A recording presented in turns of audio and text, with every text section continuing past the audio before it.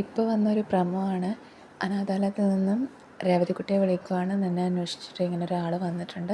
അതിനിടയ്ക്ക് ചിന്നക്കുട്ടിയായിട്ട് ഒരു ക്യൂട്ടായിട്ട് സംസാരിക്കുന്നുണ്ട്, ഉമ്മയൊക്കെ കൊടുക്കുന്നുണ്ട് പരസ്പരം. പിന്നെ അത് കഴിഞ്ഞ് നിന്നെ തിരക്കി ഒരാൾ വന്നിട്ടുണ്ടായിരുന്നു ഇവിടെ, നിൻ്റെ വയസ്സ് അതേ വയസ്സ് തന്നെയാണ് പറഞ്ഞത് ഒക്കെ പറഞ്ഞിട്ടാണ് അവർ ഫോൺ ചെയ്യുന്നത്. അത് കഴിഞ്ഞ് ഗ്രേസ് ആൻ്റിയോടും മാമച്ചനോടും സംസാരിക്കുന്നതാണ്. എന്നെ തിരക്കി ഒരാൾ വന്നിട്ടുണ്ടായിരുന്നു അല്ലേ എന്നൊക്കെ പറഞ്ഞ്. അപ്പോൾ അവർ മുഖം ഇങ്ങനെ ദയനീയമായി നോക്കുന്നുണ്ട്. ഇനി ആര് വന്നാലും ഞാൻ ആരുടെ കൂടെയും പോവില്ല, പിന്നെ ആരില്ലാത്തപ്പം അവർ തന്നെയല്ലേ എന്നെ നോക്കിയിരുന്നത്, അതുകൊണ്ട് അവരെ വിട്ട് ഞാൻ എവിടെയും പോകില്ല എന്നൊക്കെയാണ് രേവതിക്കുട്ടി പറയുന്നത്. അത് കഴിഞ്ഞ് കൈതക്കൽ മാളിക വീടും അവിടെ 4 ആൾ സംസാരിക്കുന്നതാണ്.